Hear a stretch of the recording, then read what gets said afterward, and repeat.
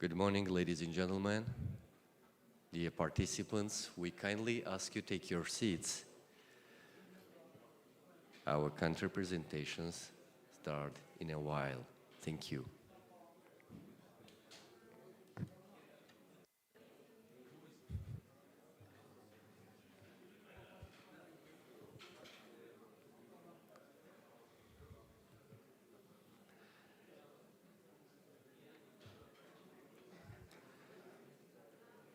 Assalamu alaikum wa rahmatullahi wa barakatuh. Good morning, distinguished guests, ladies and gentlemen.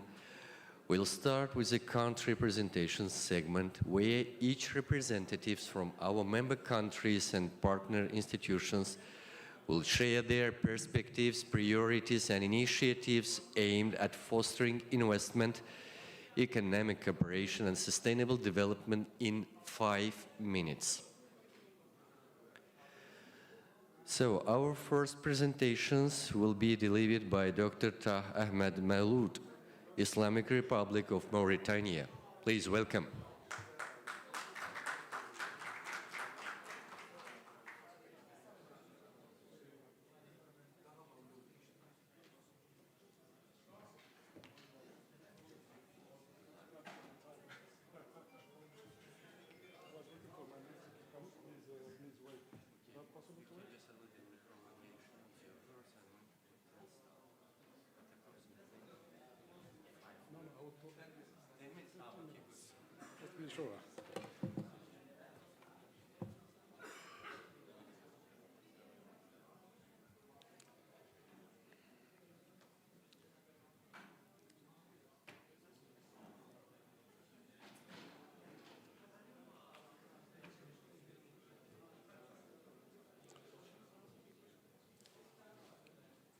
بسم الله الرحمن الرحيم وصلى الله على النبي الكريم.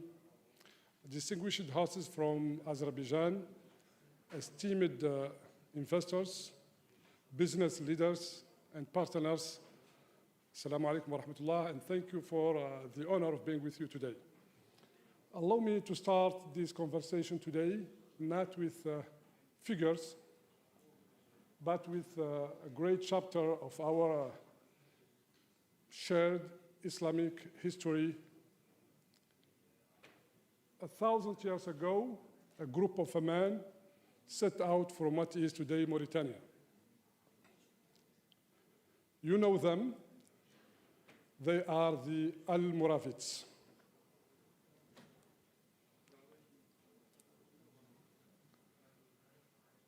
From the Sahara and the desert, they built a vast economic and civilizational space, connecting the Sahel, North Africa, and Southern Europe.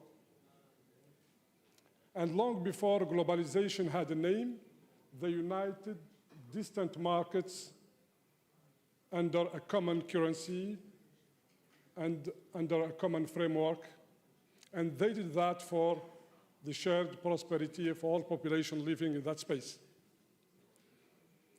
It all started here on the Atlantic edge of the desert, and that place is today called the Islamic Republic of Mauritania. So long before there was a Pan-African corridor or any other idea of integration, Mauritania was already a crossroads. And today we are looking at that crossroads again in a particular moment of global capital. Global value chains are shifting, and capital is becoming more and more selective. And the multilateral order we relied on for decades is now under strain. In this environment, our OIC space remains one of the world's most under-leveraged economic forces. Nearly a quarter of the humanity, almost 25% of the world's population, yet barely 8% of the global GDP. And with trillions of US dollars under Islamic finance management, our intra-trade still well below its potential. This is the paradox. Enormous weight, modest integration. But it's not a problem to solve. It's a market to build. And that's why we are gathering here today with the ISDB in this private sector forum to build that market. And Mauritania comes today with a simple proposition. Let's move from discussion to execution.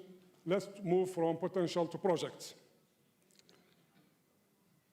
And before speaking about what we propose to bring, let me briefly address what investors always examine first. I mean by that, the growth, the stability, the debt sustainability, and the investment performances. Our economy stands at approximately $15 billion and is expanding at over 5% annually, among the strongest growth rate in our region. Inflation has been brought under control, around 2.5%, providing greater predictability for investment and businesses. The public debt remains moderate, roughly 44% of the GDP, reflecting a prudent and sustainable macroeconomic framework. But what is important is that investors are already voting for us by their capital. Last year, we attracted $1.5 billion for indirect investment. Now let's talk to what we are bringing to the table. Because serious and investors, they are always looking for stability, and the question for them is not whether potential or opportunities exist, because opportunities, they exist everywhere. The real and the fundamental question is whether or where stability, resources, market access, and long-term competitiveness comes together in one place. And let me start by stability. Mauritania is enjoying decades of political continuity and security stability, providing confidence to plan, build, and grow for the long term. We are sitting at a crossroad between North Africa, West Africa, Europe, and the Americas, with more than 700 kilometers of Atlantic coastline, allowing us to have a direct and preferential access to regional and international markets. This logistics and trade position, few countries can offer. When it comes to resources, Mauritania holds world-class reserves of iron ore, gold, copper, and phosphate, and of course, critical minerals and rare earth, and the inputs that the world economy is competing for right now. When it comes to energy, Mauritania is rapidly emerging as a major energy platform. We have more than 100 trillion cubic of proven natural gas reserves that we are already exporting and using part of it to produce electricity for the local use. We have some of the most competitive solar and wind potentials, and this creates a unique dual advantage with the traditional energy strength combined with the future green energy leadership. And that's why Mauritania is today thinking about or planning to be the future hub for green hydrogen and the energy-intensive industries. In addition to all that, we have untapped growth potential in agriculture with more than 500,000 hectares of cultivable land and a livestock base of around 30 million heads. We also have one of the richest marine resources with 1.8 million tons annually capacity by year. So very few countries today can still provide that kind of combination of proximity, scale, resources availability, and the first mover advantage. So whether investors are looking for interested by agribusiness, fisheries, mining, oil, gas, or reserves, the door is open. Now let me talk about the business environment, because we are fully aware that investors are looking for predictability, legal security, efficient frameworks, and the possibility to run businesses for the long term. We have undertaken numbers of structural reforms aiming at improving the business environment. We have our newly reviewed investment code, which provides strong legal guarantees and taxes and customs incentives, and of course the equal treatment between domestic and international investors. The idea is to make investors operate under a very clear and predictable and protected rules. We have also modernized our sector-specific frameworks, and those include modern mining codes, hydrocarbons, and the idea also is here is to align regulation with international investment standards. We are also extending our use of the public-private partnerships, and our PPP framework is designed around transparent procurement and long-term project bankability. We are also developing our special economic zones to encourage industrial investment. A key part of Mauritania's value proposition is the support we are giving to investors throughout their experience in Mauritania. We have one-stop shop where we have a business registration, permits, authorization, and we provide investment facilitation. But not only that, we also create the investment opportunities by project identification and feasibility support. We provide to the investors market intelligence and market insights. And of course, we have the aftercare. We want investors, when they come to Mauritania, to stay for a long time. In some cases, in some strategic investment, we help with land and the allocation process. Now, before telling you about the pipeline of projects that we will present to you today, allow me briefly to tell you what we are trying to become over the next decade. We want to play the role that geography and history have entrusted to us. I mean by that, to become again a bridge connecting the Atlantic, the Sahel, and the wider Islamic world through trade, energy, food production, and investment. But what is interesting is that when we compare our vision with the ISDB 10-year strategy, we find not two separate agendas, but one shared direction. What you see on the screen on the left is some of the ISDB strategic priorities, and on the right side, the action and the project implemented in Mauritania. As you can see that there is a perfect alignment between our visions. Let's take, for instance, the cross-border infrastructure and the connectivity. We have one of our biggest projects with the Grand Tortue Hmeim for energy that we are sharing with our neighbor Senegal, and that aligns very well with the ISDB strategy. We use the electricity that we are producing from that project to export it to our other neighbor, Mali, through Nouakchott, Mali interconnection. We are also building a bridge that will help people go over the Senegalese river. Those are some ideas to show you how our visions are aligned. And this alignment is not new. It's the continuation of a long-standing partnership between us and the ISDB that started in 1974, and it is covering most of the sectors and the strategic sectors in Mauritania. You can see in agriculture, transport, water, and education. and we are very thankful and grateful to the ISDB, who was a reliable and trustful partner.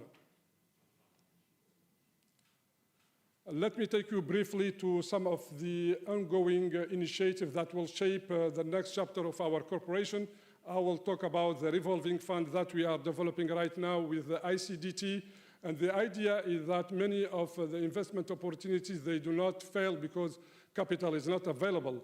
They fail because they will never become bankable. And that revolving fund aims at bridging that gap.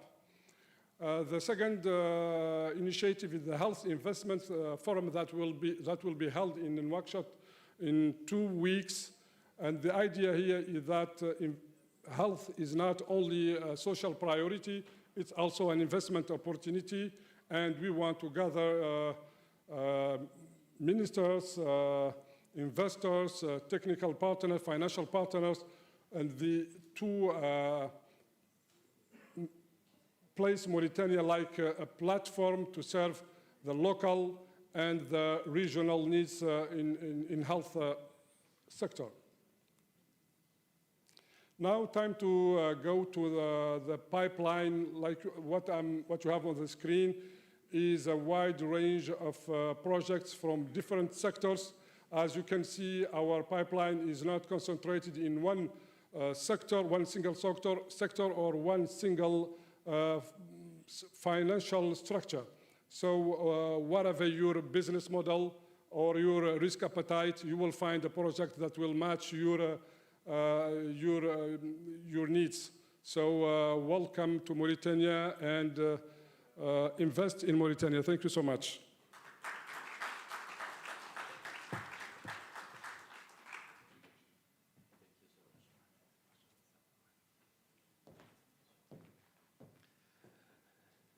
Please welcome Mr. Adnan Zeylani representing Malaysia. Please welcome.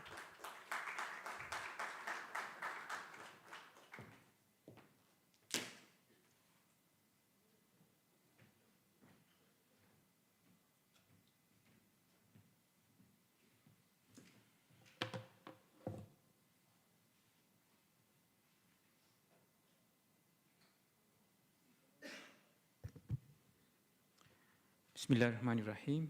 Assalamu alaikum warahmatullahi wabarakatuh. Thank you for joining us today to hear about Malaysia. Thank you for the gentleman before me. It was a very interesting presentation. So just a very quick background on Malaysia, very quick. Malaysia is situated in Southeast Asia. It's a population of about 34 million, just over 34 million. And we have an economy of the size of about 450 billion.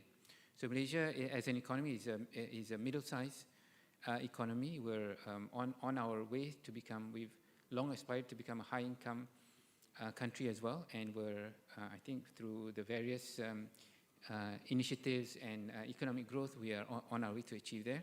But in any case, we would like to put forward a case for Malaysia today as an investment destination. So that's by way of brief background.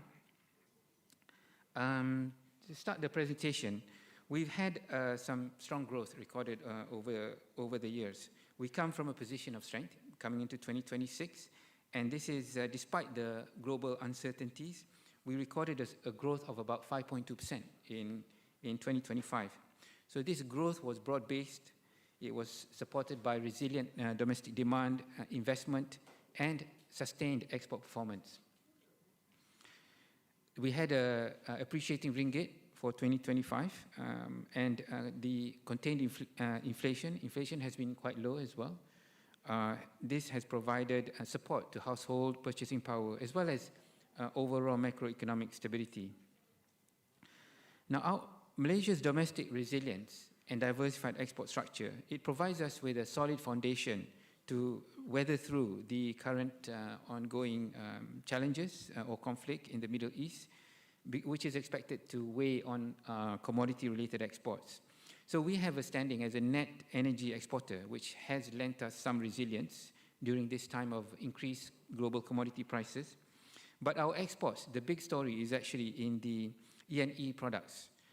So this has really benefited from the current global tech investment cycle. We've had rising data center investments that has uplifted ICT services export, which we're starting to see the services flows coming in. And this has had wider spillovers across the industries. All this is driven by the global expansion of AI-related technologies. So if we look ahead, Malaysia continues to prioritize investments, and especially in high complexity sectors. We've had investment approvals, applications, and approvals reaching up to $91 billion in 2025. So this is an increase from the previous year, 2024, of 81 billion.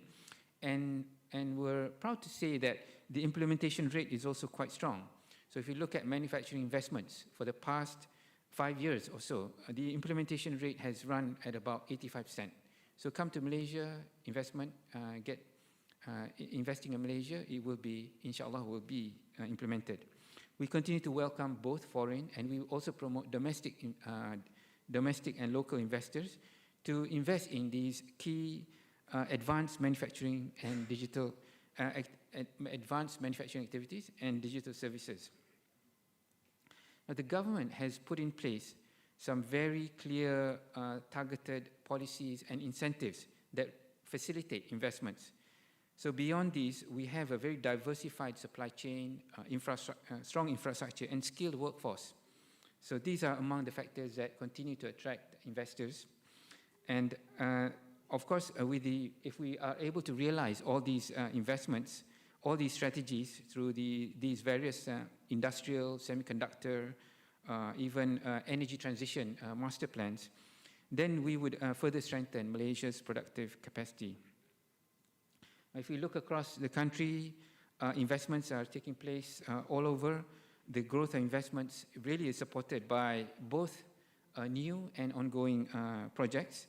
So we also see continued progress in the implementation of the various national master plans that I mentioned earlier, both announced already under the 2026 budget and the 13th five-year Malaysia development plan. So all these lend support to investments and facilitate new investments coming on board. Now, one area that I thought to bring to your attention is on green and climate investment. So we have committed to also a net zero by 2050, and there are similar to other countries, there are major opportunities that are emerging in renewable energy, sustainable infrastructure, and low-carbon industries. So Malaysia is well positioned to also capture these opportunities, given our strong industrial base, our growing green ecosystem, and also the supportive policy frameworks.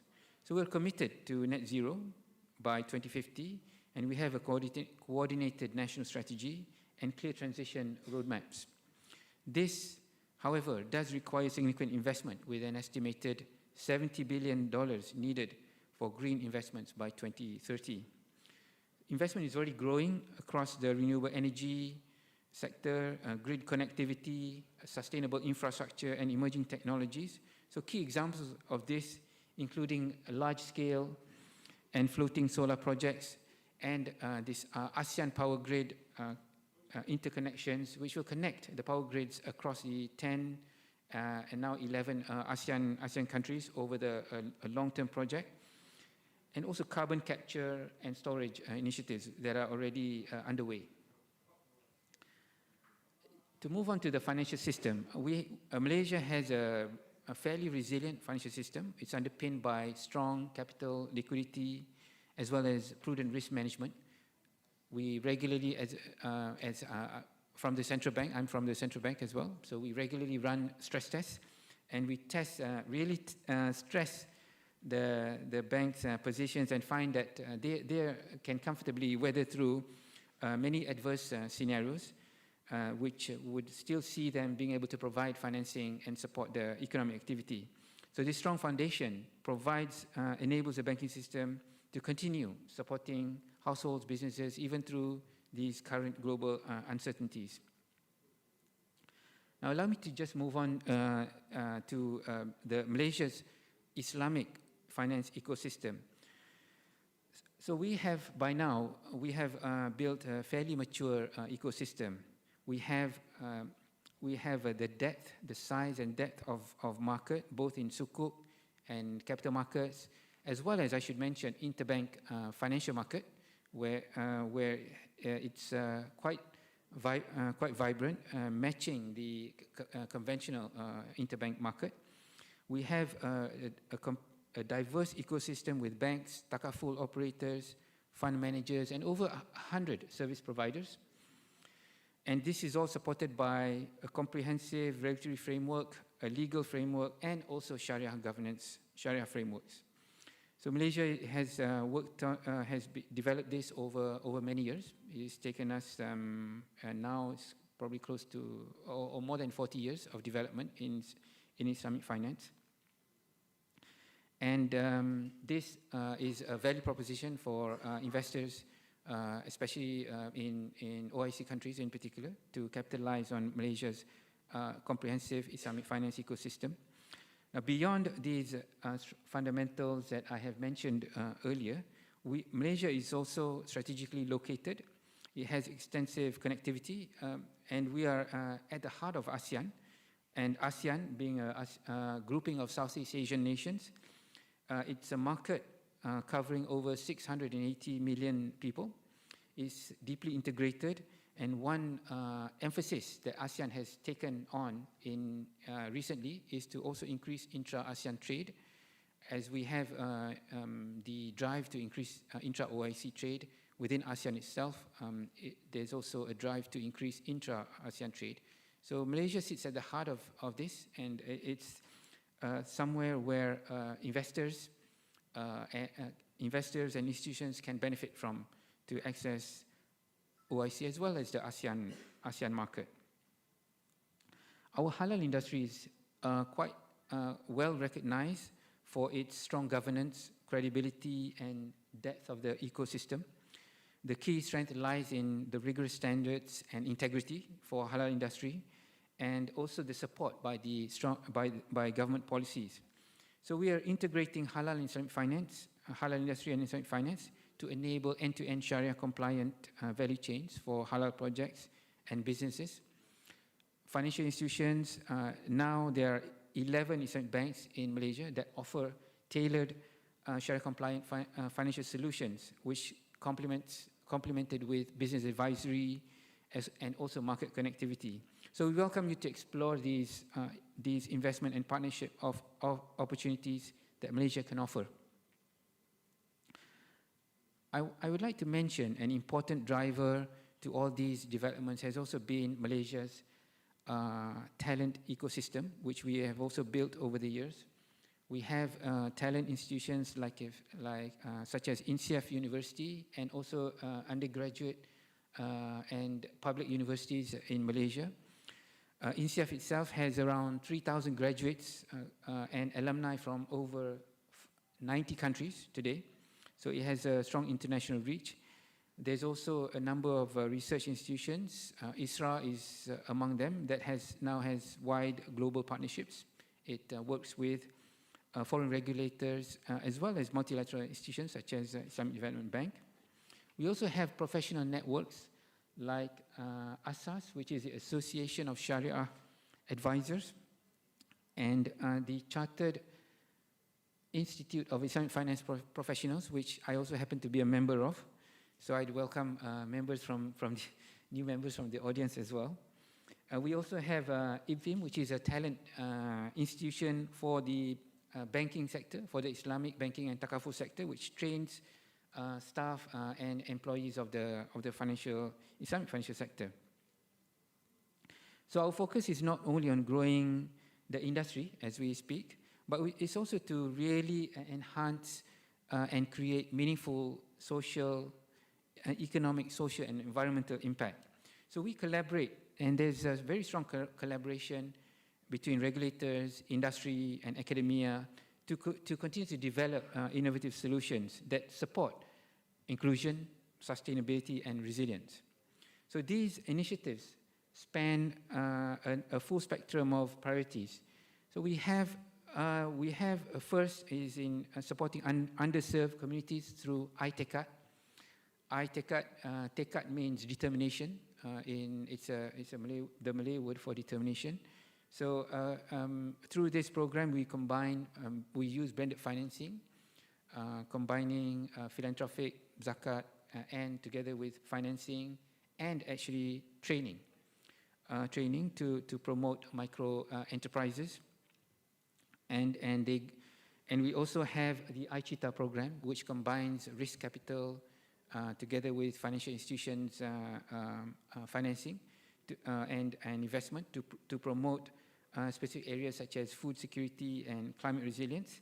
We also have initiatives for sustainability, the greening halal business, and we have a climate finance innovation lab, which looks at solutions, brings industry together, marketplace together, and looks at solutions in financing such climate-related projects. We also have the Global Islamic Economies Program, which was launched 2 days ago, working with the Islamic Development Bank as well as INSEAD University, that seeks to develop the next generation of talent to ensure continued growth, the next generation of talent in Islamic economies to ensure continued growth and innovation within the Islamic finance and economics ecosystem. As an investment destination, Malaysia offers a conducive environment, and that's already probably proven by the numbers that I showed earlier. But we have a number of policies which help to facilitate. Of course, Malaysia is a country with some foreign exchange administration rules, but flexibilities are provided to facilitate cross-border investment and enabling efficient treasury and financing operations.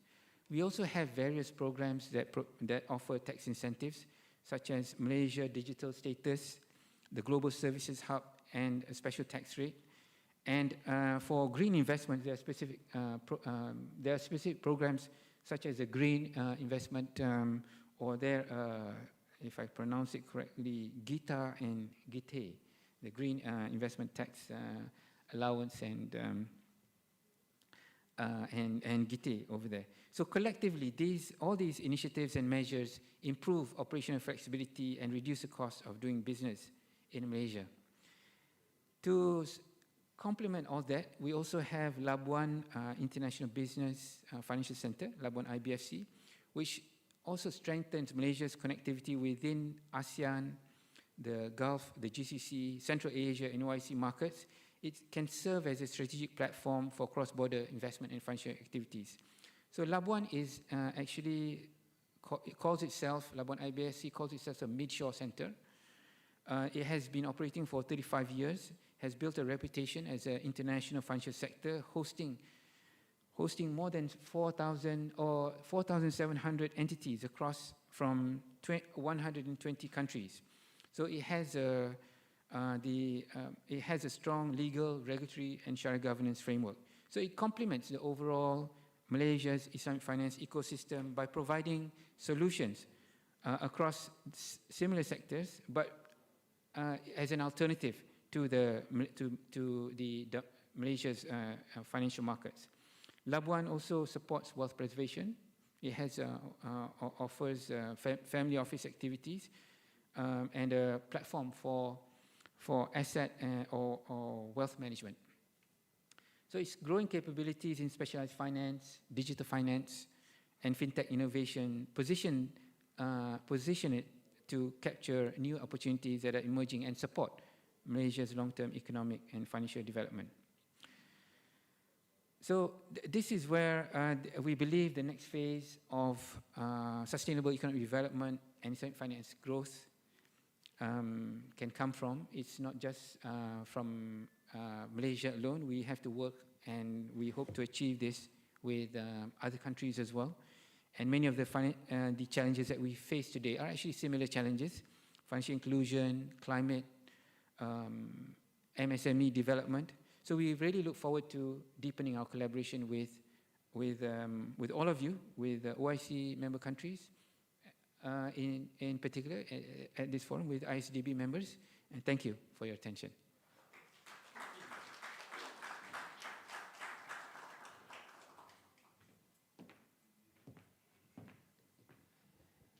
Thank you, Mr. Zailani. Mr. Mohammed Tariq Bashir, Kingdom of Morocco, please welcome.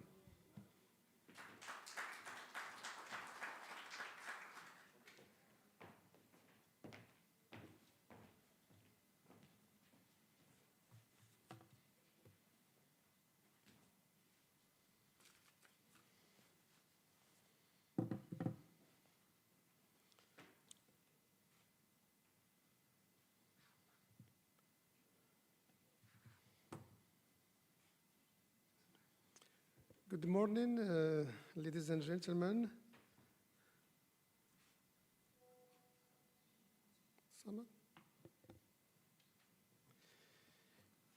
Thank you very much for this invitation. Let me start by this brief introduction about Morocco. I think Morocco is a stable country with a vision, with a clear vision, a stable political, economic and social environment, driven by the commitment to build an open, diverse and equitable society.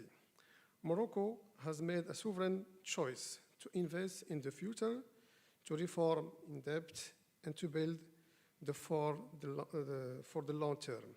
Today, speaking about Morocco is not speaking about stability. It's speaking about a nation that has turned stability into a level of competitiveness, openness into a strategic choice, and investment into instruments of economic sovereignty.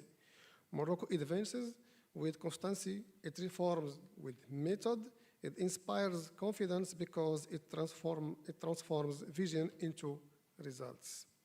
I would like to emphasize the key pillars of Morocco. We can say that Morocco, I would like to say this key pillar. The first key pillar is the stability rooted in history and driven by a commitment to reforms toward a more equal and democratic society. For the second key pillar is solid macroeconomic fundamentals. The third key pillar is significant investment in support of sustainable and inclusive development. And for the fourth key pillar, a long-standing commitment to trade openness and foreign investments. Let me start by the first key pillars. The Kingdom of Morocco has built its stability over time, grounded in a clear vision and continuous reforms.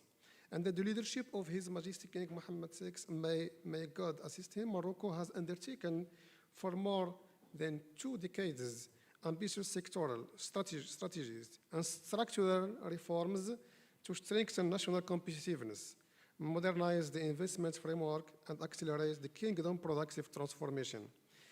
This stability is fueled by an ambition to build a more open, more diverse, more equitable, more democratic society. It's precisely this reformist stability that sets Morocco apart in a regional and international environment marked by volatility. Major international institutions confirmed this. In 2026, Allianz Trade maintains Morocco as the least risky African market for international companies, with an approved rating of B1.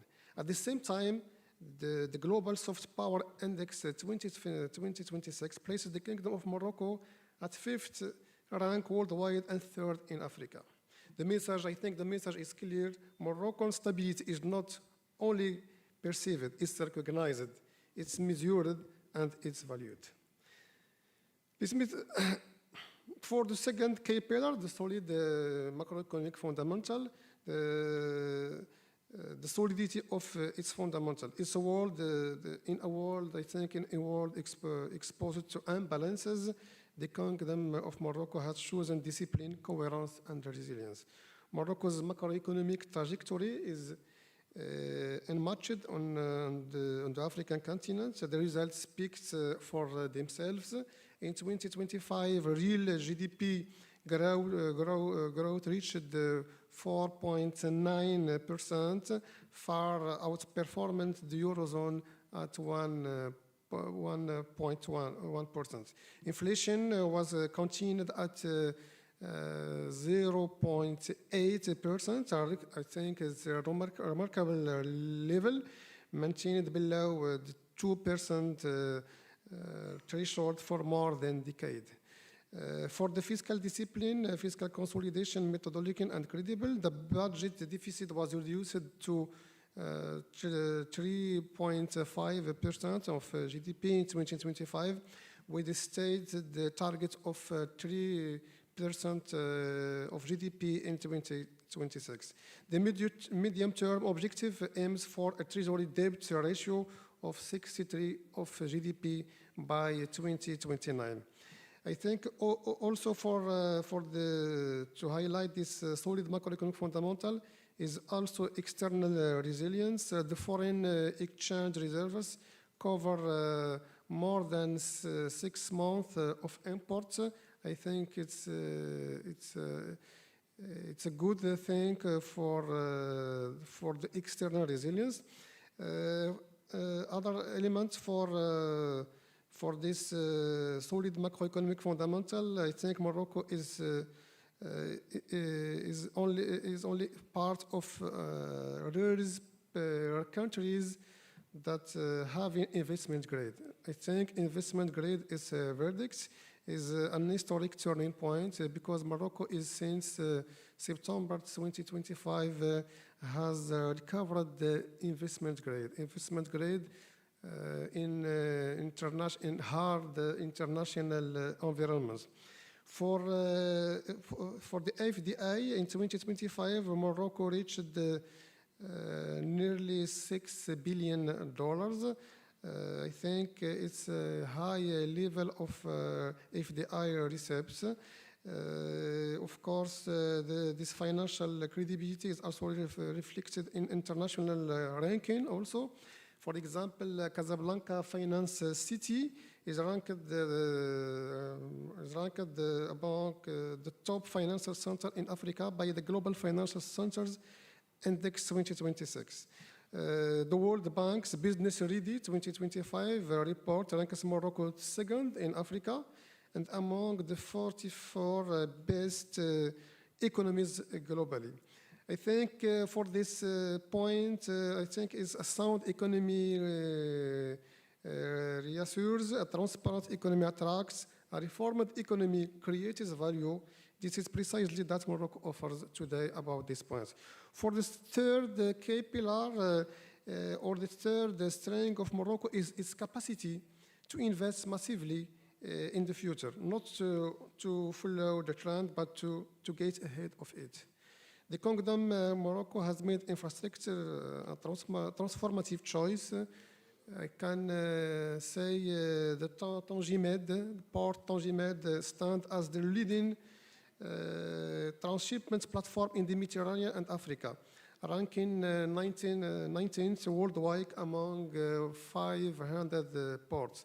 The country has 1,800 kilometers of highway, 18 international airports serving 130 destinations, and Africa's first high-speed train line between two big cities in Morocco, Casablanca and Tangier. And as you know, Morocco will organize the next World Cup 2030 with Spain and Portugal, proving this collaboration between two continents and with two other countries. Morocco has also human capital strategy. The country produces nearly 180,000 university graduates, with notably 19,000 engineers per year. On the energy front, the kingdom is establishing itself as a leader in the transition in 2024. 45% of its production capacity comes from renewable energy. The country was already targeting, the target is 52 by 2030. This ambition translates into concrete achievement. The famous station Noor, one of the world's largest solar power plants, and the second station named Tarfaya, one of Africa's largest wind farms and structural assets serving an industrial decarbonization. In Morocco, I think in Morocco we can find, it's among the rare countries where we can find solar and wind in the same place. I think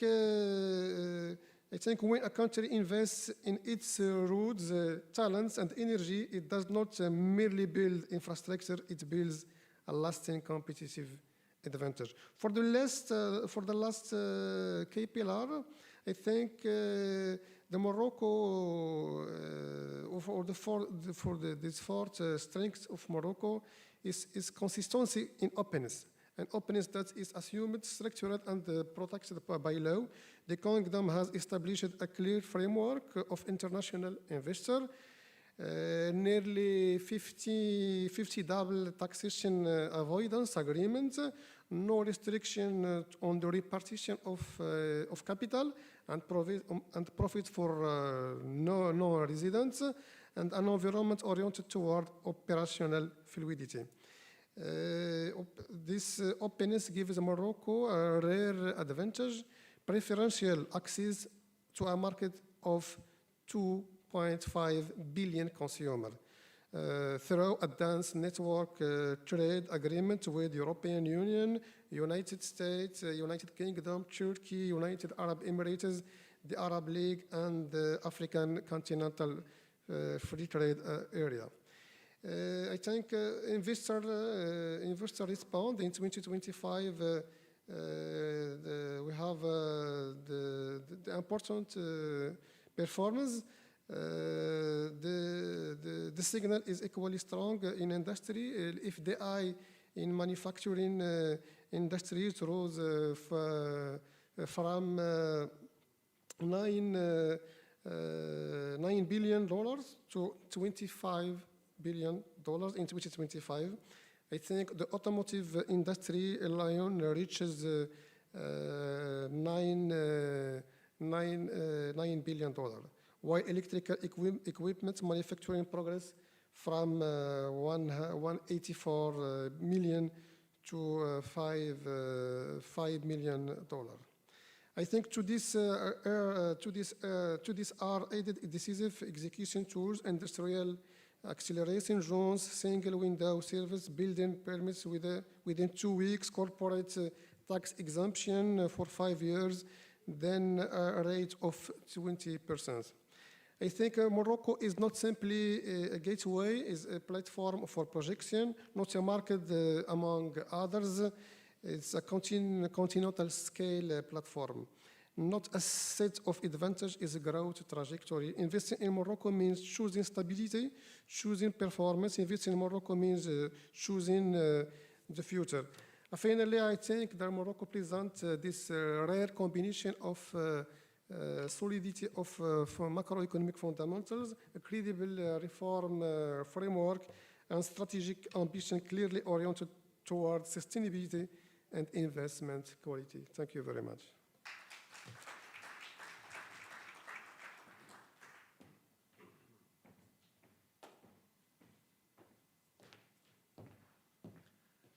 Thank you. Please welcome Ms. Latifa El-Boubedoulahi, Islamic Center for Development of Trade, ICDT. Please welcome.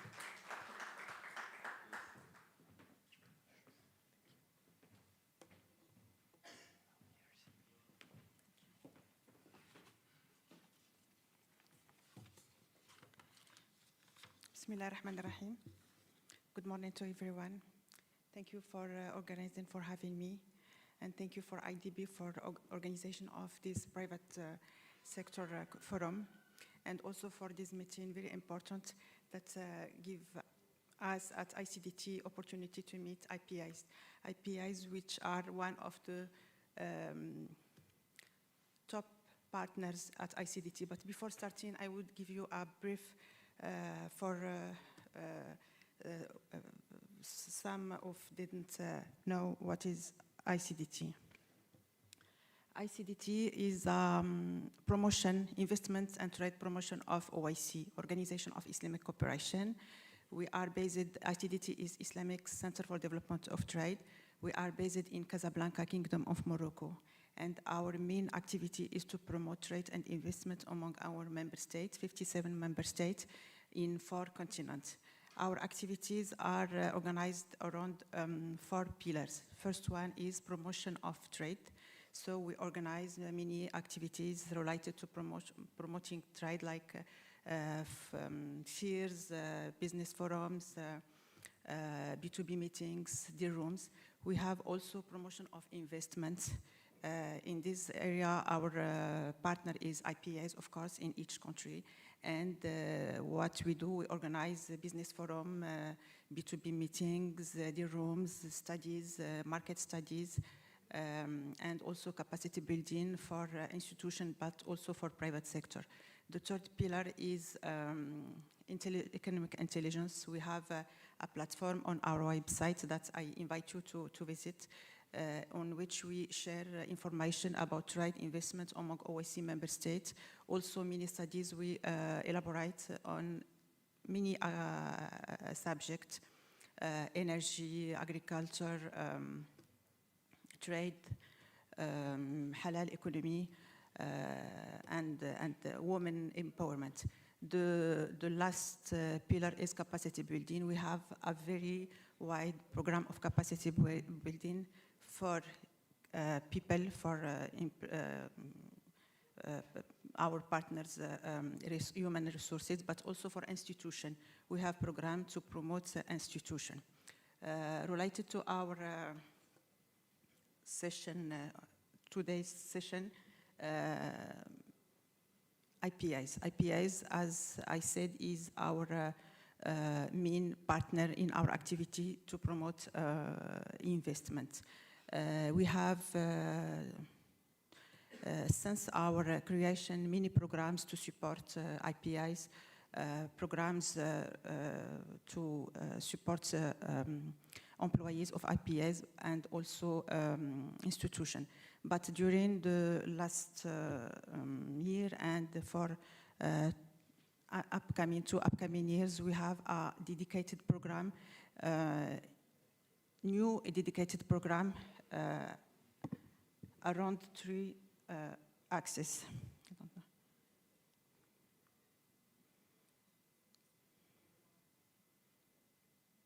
Can you please help me? The first axe is a green one, okay. Okay. The first axe is project preparation. The second one is ecosystem promotion. And the third axe of our new strategy for IPIs is regional value chain.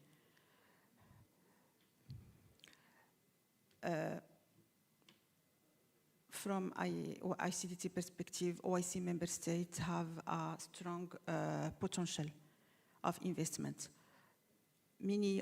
All of our countries have real potential to investment. The countries with strategic geographic position, like we see this morning, Morocco and Mauritania. Also, we have competitive sectors.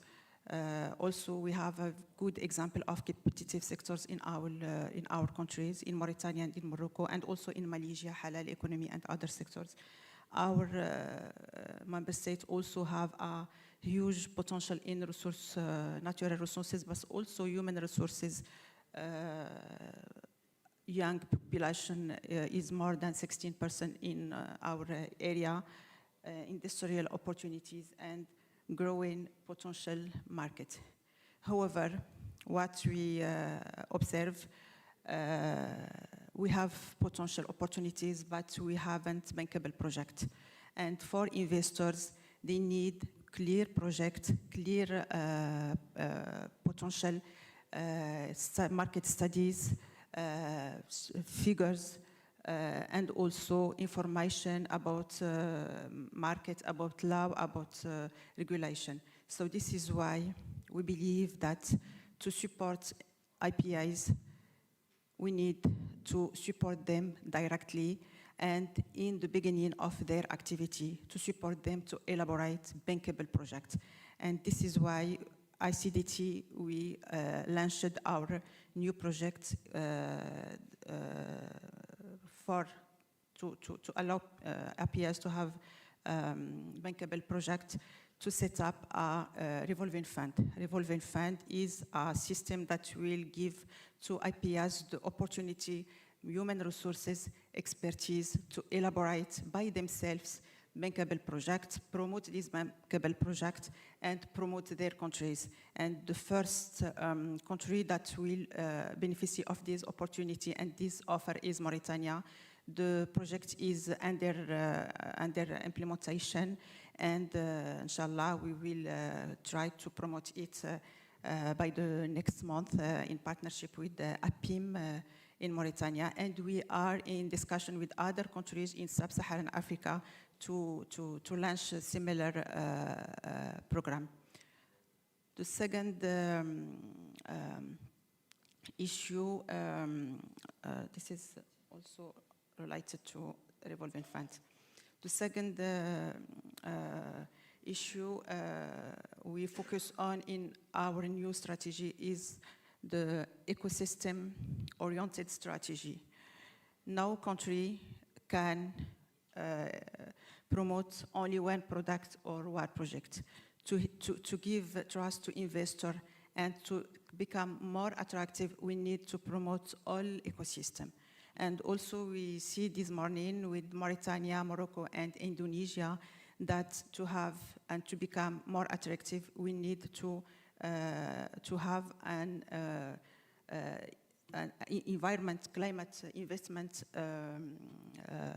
very competitive, and all ecosystem of the economy of the sector should be also competitive.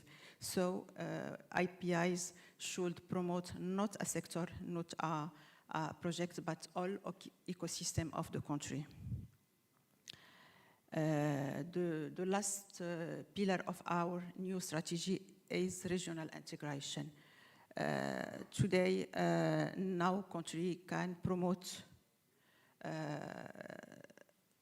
itself. We need to promote all the region.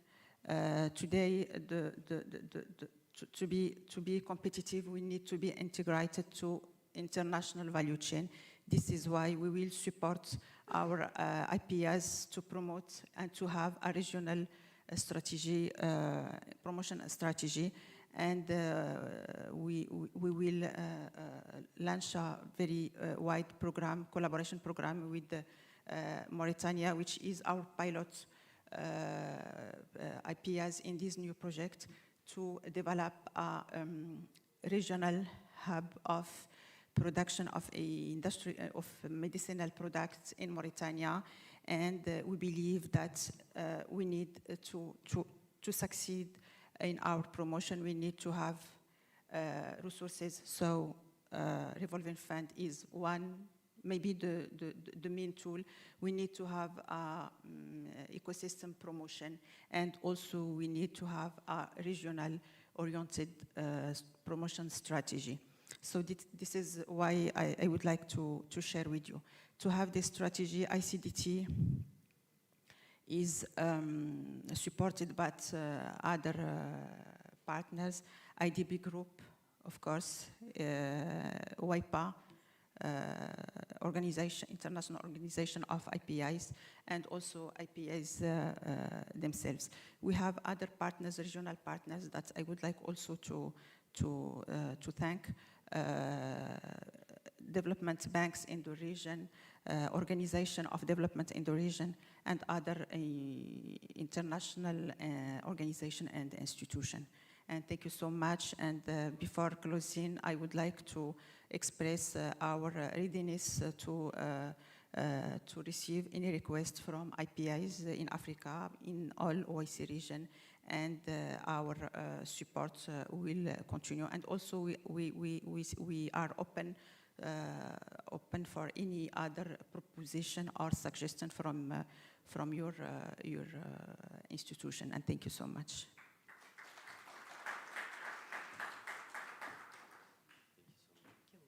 I put. Okay. Thank you. Thank you. Mr. Daler Normatov, Republic of Tajikistan. Please welcome.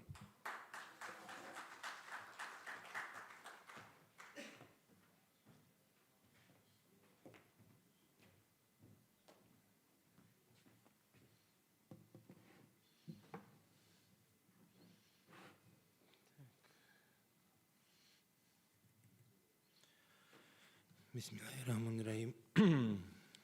Good evening, good morning, ladies and gentlemen. Can we put my presentation?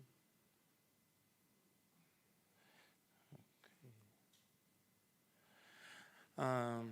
I am representing Government Investment Promotion Agency Tajinvest from Tajikistan. Tajikistan is the new interesting spot on the investment map. For the last couple of years, we are experiencing the great interest of investors to our region, Central Asia, and for Tajikistan especially. So, as Tajinvest, we have a vision and a mission, and our vision is to create an attractive and sustainable investment environment for international investors, presenting our country is a dynamic and promising investment destination. We strive to demonstrate through quality country presentations, and the unique opportunities and resources that Tajikistan offers, promoting economic growth and development. We like to present our country as a young country with very old history, and we call us a small country with very big ambitions, because on the map we are not very big, but we have our significant assets, not only, as you see, natural resources or economic resources, but also we have another great asset is our young population, because most of the population of Tajikistan are pretty young. We possess 93% of our territory as a mountainous territory, so it gives us a great potential in hydropower and mining investment sectors. Talking about the foreign investments, last couple of years, the growth is very significant. In 2025, we had a growth of foreign investments 35% to Tajikistan, and FDIs is about 10% of all foreign investments. And you can see the main investors to Tajikistan in last years. We traditionally have like big countries like China, USA, Russia, and Great Britain, but we encourage our other colleagues from other countries to pay some interest and to invest to Tajikistan. Is a new, very attractive spot that is rising very rapidly right now. Our priority sectors for investments at the moment are green energy, mining, and tourism, as well as agriculture, IT, banking, transportation, healthcare, and textile. Talking about the green investments, Tajikistan produces the electricity from hydropowers, so 98% of our electricity is green at the moment. Talking about the mining is growing very rapidly. Right now, many mining companies pay interest. Traditionally, we had mining in the gold mining companies, but this year there is a great interest of miners who work with antimony, because we possess huge amounts of antimony. In Tajikistan, we're third in the world with antimony resources. As well as tourism, Tajikistan is ranked for 5 or 6 last years. We are ranked always on the top of the safest countries, so the safety is very, very good. And so tourism is booming, especially ecological tourism, mountains, hiking, tourism, and historical places. So these sectors are very attractive right now and growing rapidly. What about the business support from the government? So we have administrative support. The legislation is pretty simple, nothing very complicated. We just divide our businesses to 3 categories. The small businesses whose gross income is less than about $100,000, and medium businesses income less than $2.5 million for a year, and so if you have more than $2.5 million per year of income, then you are counted as large business.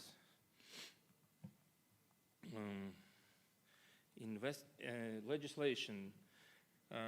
Legislation is improving very rapidly. Last year there was implemented a new law on investments, and the government is very flexible and works very well with investors. We have just main type of taxes. They're pretty compatible. Nothing is very high. Nothing is very complicated. We're compatible in the region, and when we talk about the registration process, it is also very simple. As Tajinvest, we are operating as one-stop shop. We can contribute to make it more simple as we guide investors through the process.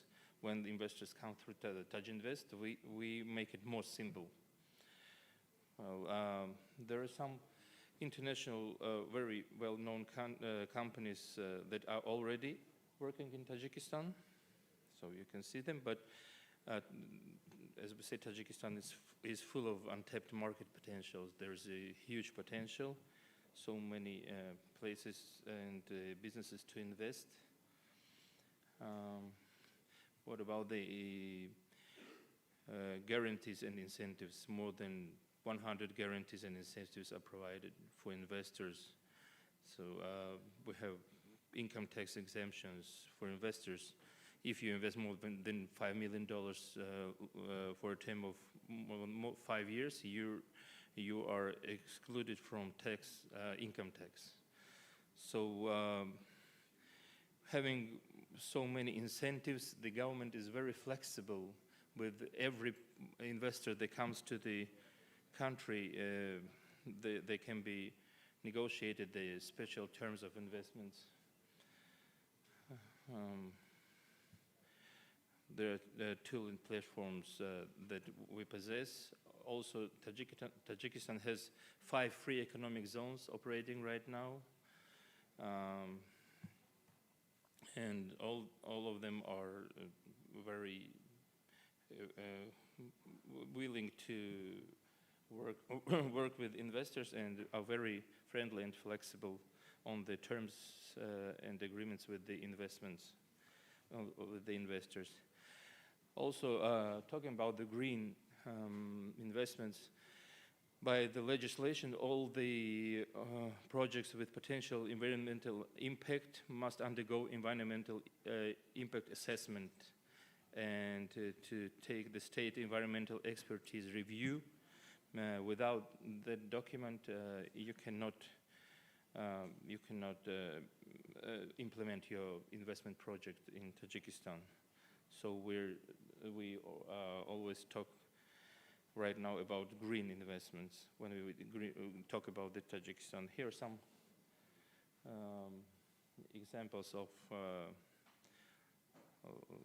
different investment projects in different fields and regions of Tajikistan.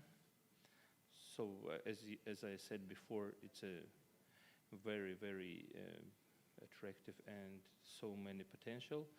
Through this QR code, all our projects right now can be seen.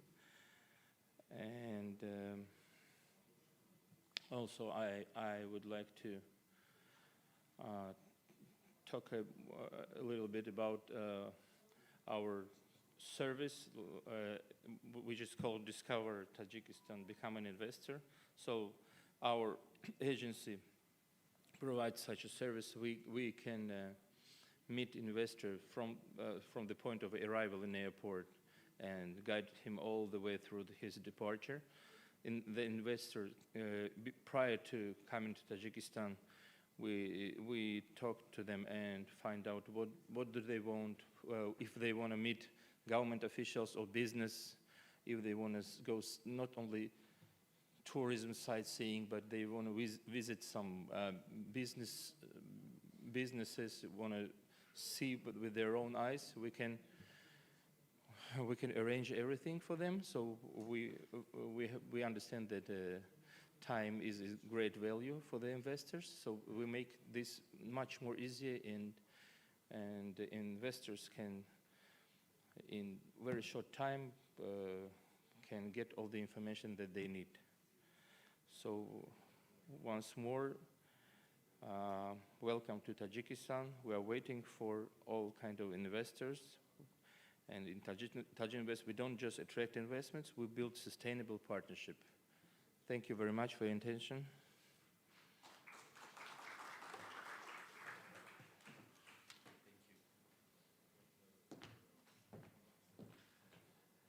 Please welcome Mr. Yusuf Abdullayev, Republic of Azerbaijan.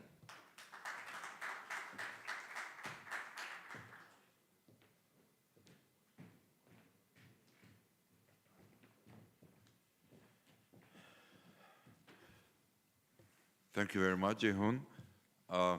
Salam alaikum, good morning, everyone. Today I will provide a comprehensive overview of Azerbaijani economy, highlighting its promising investment opportunities and export potential with the aim of strengthening our economic ties across various sectors. Does it work? Yeah. In 2025, our nominal GDP reached $75.9 billion, with the non-oil sector accounting for more than 71% of this volume. Since 1995, foreign direct investment has surpassed $128 billion, with more than 22 billion directed to the non-oil sector. Azerbaijan's foreign trade turnover reached around $49 billion, with export totaling over $25 billion and imports approximately $24 billion. Non-oil export, particularly in agriculture, food processing, metals, plastic, and chemicals, continue to show stable growth. Azerbaijan plays a vital role in the global transit, offering significant time and cost advantages. Middle corridor reduces the transit time between China and Europe by up to 70%, while the north-south corridor offers time saving up to 60% compared to traditional routes. A major recent development strengthening Azerbaijan's regional connectivity occurred on August 8 when the President of Azerbaijan, His Excellency Mr. Ilham Aliyev, and the Prime Minister of Armenia, Nikol Pashinyan, signed a joint declaration witnessed by US President Donald J. Trump. Another key outcome of the Washington summit is the Trump Route for International Peace and Prosperity, TRIP shortly, which will connect mainland Azerbaijan, Nakhchivan Autonomous Republic, and Turkey through the Zangezur corridor. The government of Azerbaijan continues to implement comprehensive reforms aimed at creating an investor-friendly business environment. Key reform areas include simplified procedures for starting a business, digitalized tax and customs system, protection of minority investors, streamlined licensing, and the expansion of e-government services. Azerbaijan also offers various financing instruments through the Azerbaijan Business Development Fund. The fund provides concessional loans, equity participation, guarantees, and subsidies to support investment projects. Its total assets exceed $842 million, with financing of up to $20 million per project, equity participation of up to 30%, and the concessional loans available at annual rates starting from 5%.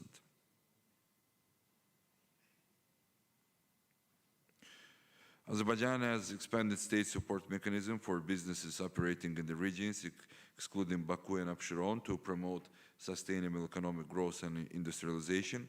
Under the state loan guarantee mechanism, projects in the liberated territories can receive guarantees up to 90% of the loan amount, while businesses in other regions may benefit from guarantees covering up to 50% of the principal debt.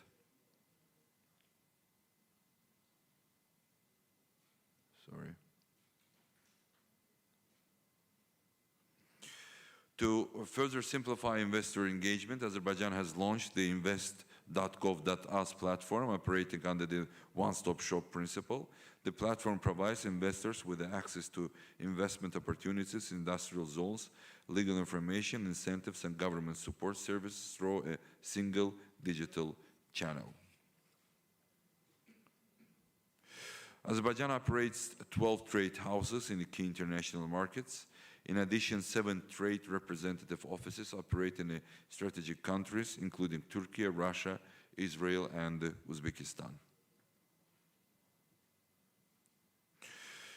We are also launching new mechanisms. Azerbaijan has recently introduced a 10-year export logistics subsidy program for 2026-2036, aimed at reducing transportation costs and strengthening the global competitiveness of local non-oil products. The mechanism provides support up to 70% of logistic costs within a maximum limit of 15% of the customs values, while also covering domestic transportation support for goods from Nakhchivan to other regions of Azerbaijan.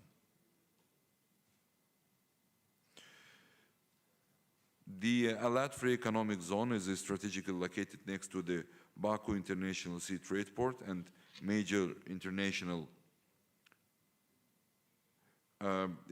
transport corridors. The zone is designed to attract export-oriented industries, advanced manufacturing, and innovative technology projects, while offering a highly competitive business environment based on international best practices. The zone also offers unrestricted profit repatriation, full foreign ownership, protection of intellectual property rights, and dedicated regulatory framework.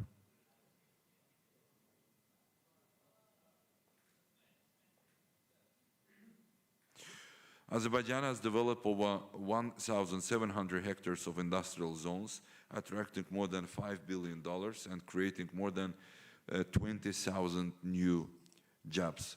Residents benefit from 10-year exemption on corporate property and land taxes, as well as VAT and customs exemption on imported machinery.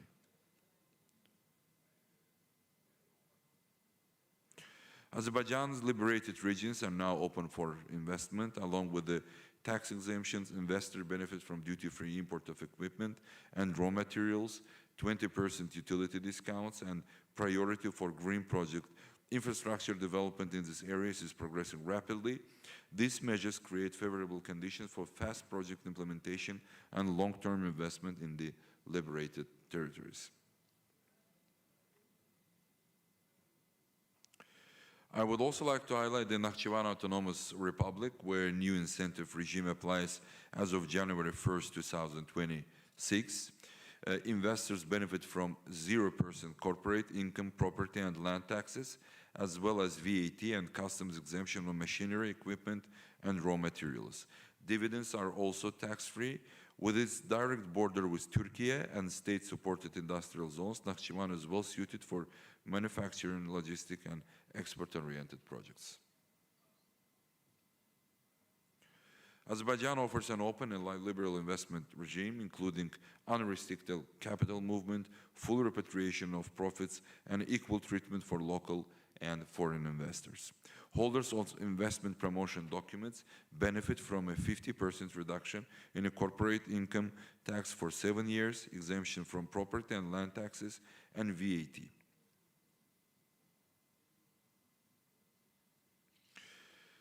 Logistics and warehousing represent one of the most promising sectors for investment in Azerbaijan. Located at the crossroads of Europe and Asia, Azerbaijan serves as a key transit hub connecting major international trade routes. Investment opportunities exist in logistic parks, Class A warehouses, cold storage facilities, distribution centers, container terminals, freight forwarding services, and digital logistic platforms. The expected launch of the TRIP, as we call Zangezur Corridor, is also expected to further strengthen Azerbaijan's position as a regional logistics hub. Information technologies and digital services are among the fastest growing sectors of Azerbaijani economy. In 2025, ICT service revenue exceeded $2.3 billion, while internet penetration reached approximately 89%. More than 400 public services are currently delivered through digital government platforms.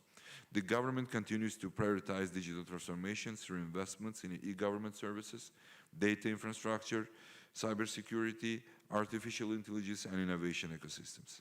Opportunities exist in software development, cloud solutions, data centers, AI applications, fintech, cybersecurity, and digital trade corridor solutions. Azerbaijan is actively advancing its renewable energy agenda by expanding green power generation and strengthening the country's energy infrastructure. With a total installed capacity of 8,450 megawatt renewables, already account for around 21% of the installed capacity. An additional 2,250 megawatt of solar and wind capacity is planned by 2030. The country also has a significant offshore wind potential, estimated at 157 gigawatt, creating major opportunities for green hydrogen, ammonia production, battery storage, and component manufacturing.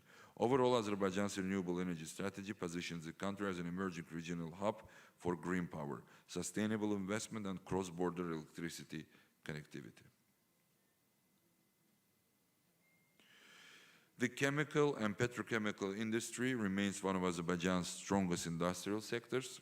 In 2025, industrial output in chemicals, pharmaceuticals, rubber, and plastic exceeded $1.3 billion, while the cumulative resident project pipeline in the Sumgayit Industrial Park reached approximately $3.5 billion. This sector offers strong investment potential, supported by domestic hydrocarbons, modern infrastructure, and established export channels. Key opportunities include specialty and construction chemicals, pharmaceuticals, plastic processing, packaging, sealants, and sustainable chemical solution. Of course, this is not the limited opportunity that we can offer to our partners, to local and foreign investors, but still we see a big demand and a huge demand and the big opportunities in the chemical and the petrochemical industry. Azerbaijan offers stability, strategic connectivity, and long-term partnership opportunity. We, as Aspromo, Export and Investment Promotion Agency, we are operating under the umbrella of the Ministry of Economy. We serve as a single window for investors and also for our exporters, local exporters. And of course, we are at your disposal, so you can see here our contact detail. And if you have any questions, of course, you can approach me and my colleagues. We would be more than happy to answer it. Thank you very much for your attention.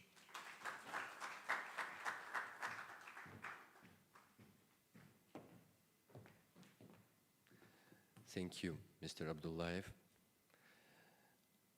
And our last country presentation from Indonesia. Please welcome Mr. Cahyo Purnomo.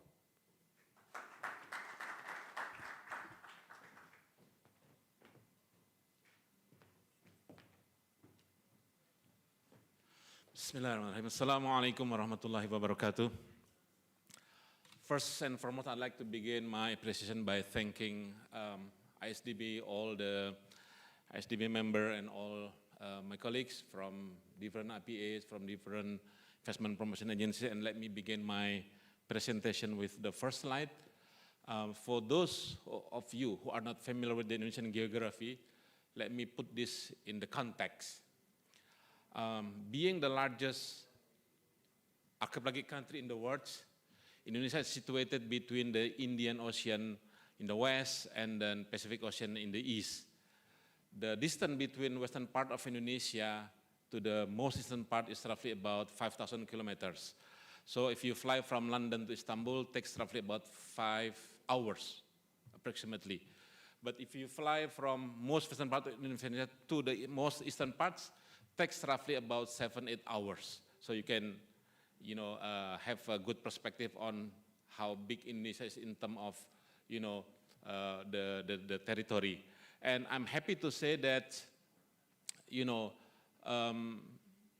when it comes to get things done, how, Indonesia is being the only G20 countries in ASEAN, and ASEAN is actually one of the fastest growing region in the world. Indonesia is roughly about 40% of the total ASEAN population and also 35% of the total ASEAN GDP. So with a GDP of over $1.5 trillion, Indonesia is open, and that's why we sign many FTAs with so many countries in the world, with Japan, with Korea, with China, with Australia. Last time we concluded our investment agreement with EU, with Canada, and with many other countries. And Indonesia has been growing over the past few decades with over 5% of the total, our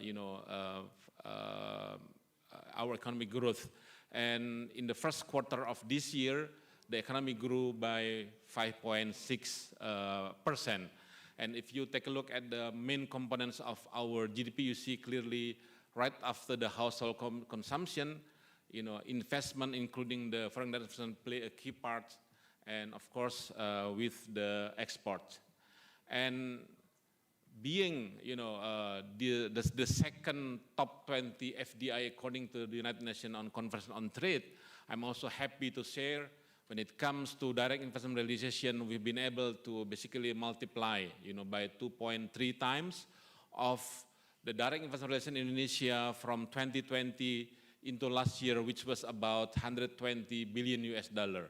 So these numbers, of course, not only foreign direct investment, but also domestic direct investment. So we complement to each other, and I'm happy to say, in the manufacturing sector in particular, that percentage is 2.6 times, so slightly higher than the general domestic direct investment realization, with top 5 sectors like metal and machinery, food and beverage, chemical, and so on and so forth. Ladies and gentlemen, let me also, I think some of you are, we were in the same situation. I think China in some or in many of our countries are key players. China is also in Indonesia the largest foreign direct investors, and they do this directly, or they do this sometimes through Singapore, through Hong Kong, and so on and so forth. But the beauty of this that Indonesia does not solely dependent on one single country. As you can see, in addition to China, we also have Japan, Korea, America, including our neighboring countries like Malaysia and Singapore. So in this quarter of 2026, you can clearly see the investment from China stood at $2.2 billion. If you add this with Hong Kong, which is 2.7, again, the total is already surpassing Singapore, and as I told you earlier, some investment from Singapore is actually originally is from China. Ladies and gentlemen, of course, some of you are very familiar with, many Fortune 500 companies, and I'm happy to say that Indonesia is also home to so many, Fortune 500 companies, to so many multinational enterprises. They do the business in Indonesia in various sectors, from the mining into the processing, smelting, and refinery. In the nickel business, for instance, company like CETL, company like Tsingshan, they, developed the mining activities, including the refinery, not only, in the battery materials, but also in the stainless steel. So that's why, they have huge investment in Indonesia. And in addition to this, digital economies also play a key part. That's why, we have also Amazon Web Services from the US, Microsoft from US, and, company like ByteDance or TikTok, from China. They built and developed data center in Indonesia, and with many other companies around the world. From Germany, you see Bayer, Eramet from France in the mining business. You see Vale from Canada, they also in the mining business. Damak Digital from the UAE, I'm happy to say we also have some investment from Masdar from UAE. We have Aqua Power from Saudi Arabia. They are developing the renewable energy, particularly in the solar power plant. So again, when we want to attract investment, of course, we need to focus on certain, priority sectors. We cannot cover all, and that's why the renewable energy is, one of our top priority. That's why we have, again, Masdar is developing, and now is already producing the largest solar floating power plant. So they built this in our lake, and already producing 147 megawatts of total capacity. And of course, we also another focus, which is in the downstream industry. So the nickel business, being the largest producer of nickel, Indonesia is number 2 in the tin, of course. Indonesia is also number 5 in the bauxite, which companies making alumina into aluminum and so on and so forth. So this is our focus. The food security, Indonesia is being the largest exporter and producer of the palm oil. This is also the thing that we would like to focus, including with the new investment opportunity in the semiconductors, in the digital economy. Again, the one that I showed you earlier, data center from TikTok, from Microsoft, from Damak Digital, and so on and so forth. And then, of course, we have export-oriented manufacturing industry. We would like to basically combine the so-called labor-intensive industry in the footwear business, in the apparel, in the textile, into the capital-intensive industry, like in the chemicals, petrochemicals, and many other things. Of course, healthcare is also our focus. I'm happy to say SK Chemical, for instance, SK Plasma from Korea, they already putting Indonesia as one of their few countries in the world to basically do the plasma fractionation. So with this, Indonesia is now on top plasma exporter countries. And of course, we have many other sectors like our new capital and also educational and vocational. So, ladies and gentlemen, let me also brief you again. When it comes to our natural resources, the policy, the thing that we do is how can we, attract more investment? How can we invite investor to see Indonesia not only as from the mining business activities, but also from the refining, from the smelting, so they can add more values. So that's why when it comes to nickel, to tin, bauxite, I'm happy to say that we are on track. Now we've been able to attract more and more investment in these sectors. Of course, across all 28 commodities in 8 sectors, our focus is not only in the mineral and coal, but also in the fisheries and marine affairs, in the plantation, in the forestry, and many other. We believe with this, we'll be able to create more jobs. We'll be able to distribute the investment more, equally, not only concentrated in one certain location or one certain area, but all over Indonesia. I'm happy to say, to help us to focus on this, we developed the so-called 25 special economic zones all over Indonesia. Some is focusing on the industrial SEZ, so with certain sector like chemicals, like petrochemicals, automotive, electronics and so on and so forth. But also we have SEZ for tourism, we have SEZ for digital, we have SEZ, special economic zones for healthcare, for instance, and so on and so forth. We would like,